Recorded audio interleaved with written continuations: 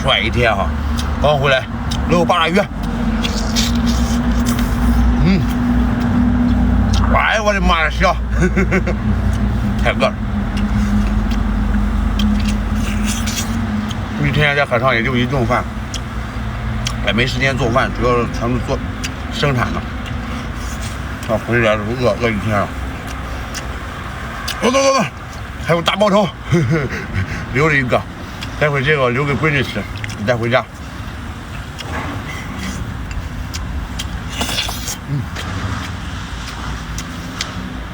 喜欢渔民生活的哥哥姐们，可以点个双击，点就点一个吧，